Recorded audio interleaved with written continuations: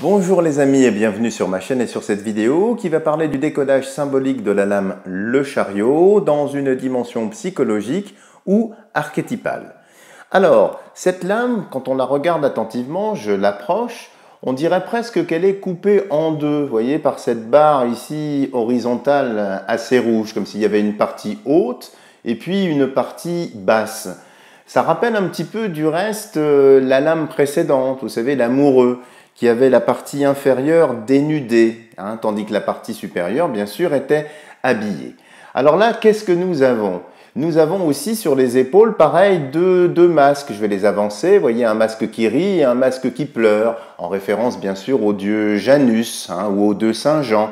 Saint Jean Baptiste et Saint Jean l'Évangéliste, deux natures. Et bien ici, nous avons la représentation de ce que l'on appelle en psychologie le moi, avec la partie inférieure ici, la partie instinctive ou inconsciente. Alors pourquoi y a-t-il deux chevaux? Parce qu'il y a deux courants à l'intérieur de notre psyché, l'animus et la femina. Du reste, vous voyez, si j'approche, il y a un œil, on peut le voir à l'œil ici du cheval, masculin ici et féminin, ici. Et puis la partie supérieure ici, qui est la partie de l'intelligence. Alors on voit bien qu'il y a trois éléments pour faire avancer ce chariot. Il y a les chevaux, bien sûr, il y a aussi le conducteur, et puis le chariot lui-même. Et bien vous avez ici la composition du moi. Vous avez l'intelligence dans la partie haute, vous avez les instincts dans cette partie-là. Et donc la première question que vous pose effectivement le chariot, c'est qu'est-ce qui domine en vous quand vous dites moi, je? Quand vous parlez de vous, est-ce que c'est l'intelligence qui vous permet de vous exprimer, d'avancer, ou bien au contraire, est-ce que ce sont vos instincts qui ici dominent? C'est pourquoi les chevaux, du reste, vous voyez, ont l'air de tirer à U et à dia, de partir dans des directions un petit peu opposées. Et puis quand on regarde la roue, les roues du chariot, on dirait vraiment que ces roues n'avancent pas. Elles sont même différentes d'un côté et de l'autre. Donc comme si la carriole, la chariole, le chariot avaient des difficultés effectivement pour avancer. Alors quand on recule un petit peu cette lame pour la mettre un petit peu en perspective, l'image spontanée qui peut venir en nous, c'est l'image du centaure. Vous savez, ces hommes chevaux avec une partie animale et puis une partie humaine. Et il y a eu des centaures très célèbres. Quand on regarde un petit peu dans la Grèce antique, il y avait notamment le centaure Chiron, qui était réputé pour sa sagesse, son intelligence. Le centaure Chiron qui a été, entre parenthèses, le précepteur d'Achille. Vous savez, l'homme au talon si faible, qui est mort du reste par une flèche plantée dans son talon. Tiens, une flèche. Ça vous rappelle rien, le petit Cupidon qu'on avait vu dans la lame précédente, vous savez, de l'amoureux. Et puis Chiron a été aussi le précepteur de Jason, qui a découvert la toison d'or. Et je ne vous dis pas ça par hasard, vous comprendrez peut-être un petit peu plus loin. Et qui a tué Chiron? Eh bien, un dénommé Héraclès. Et je vous dis ça pourquoi? Parce que quand on regarde le chariot, on voit presque la lettre H ici, vous voyez, comme Héraclès.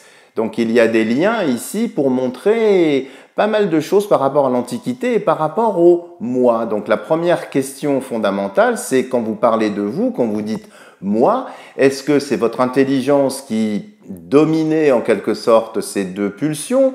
Est-ce que ce sont au contraire ces deux pulsions qui peuvent propulser le chariot et l'incliner pour le faire chuter?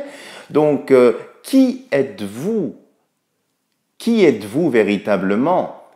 Où en sont vos pulsions? Est-ce que vous les jugulez? Est-ce que vous les dominez? Ou bien est-ce que ce sont elles qui vous dominent? Du reste, on voit sur les épaules les deux masques que je vous avais fait voir tout à l'heure, et bien qui sont en fait la réponse des instincts en dessous, si vous voulez. La partie yin-yang se retrouve en haut dans l'intelligence. Donc tout cela est lié, et nous sommes bien d'accord que pour que le chariot avance, il faut que les trois cohabitent ensemble. Voilà ce que vous demande déjà le chariot. Et puis il y a aussi des choses un petit peu plus subtiles, parce que le chariot ne bouge pas véritablement. Ça me fait penser vraiment à l'ego. L'ego, vous savez, qui est rigide, qui est fixe, qui n'avance pas. Ici, ce serait plutôt effectivement l'intelligence.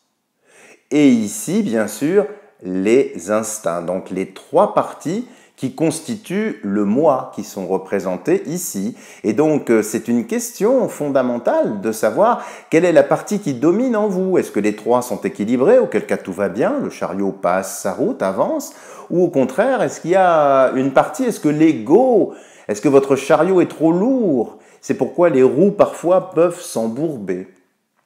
Et puis, il y a aussi une autre dimension un petit peu plus contrastée, un petit peu moins sympathique. Si vous vous rappelez la lame précédente de l'amoureux, vous savez, toujours la partie coupée en deux. Ici, on ne voit pas les attributs sexuels du conducteur.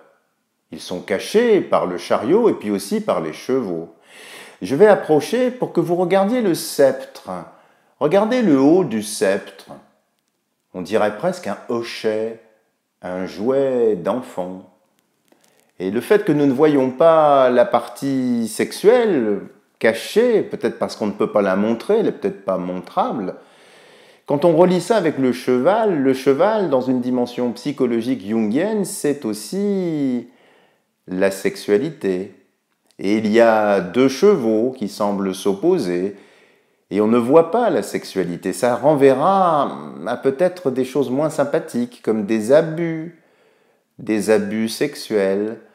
Est-ce qu'une partie de vous aurait subi des abus sexuels et vous le cachez, vous l'occultez, ça reste dans le fond du chariot et c'est peut-être pour ça que le chariot n'avance pas si bien qu'il devrait avancer. Donc c'est une question très intime, parfois très douloureuse, que pose le chariot.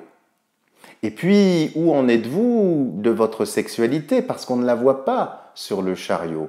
Comment la vivez-vous? Comment l'exprimez-vous? Et ce hochet montre bien les tout débuts de la sexualité. Comment l'avez-vous appréhendé?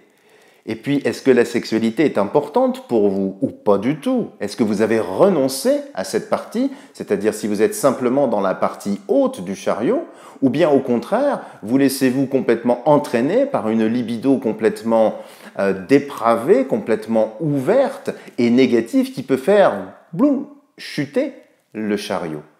Voilà les amis en quelques mots le décodage symbolique de la lame du chariot. Si vous avez aimé cette nouvelle vidéo, n'hésitez pas à me mettre un petit pouce bleu. Pour celles et ceux qui ne seraient toujours pas abonnés à ma chaîne, eh bien écoutez, faites-le, c'est avec grand plaisir. Ça m'aidera à développer d'autres vidéos, d'autres concepts. Et puis bien sûr, je reste toujours à votre disposition. N'hésitez pas à me contacter si vous le souhaitez pour des tirages personnalisés ou bien avoir des compléments d'informations. Et puis si vous souhaitez en savoir davantage, je vous renvoie sur la page de ma chaîne où vous pourrez voir un livre qui s'appelle Sur le fil d'Arcane que vous pourrez trouver en téléchargement sur KDP Amazon.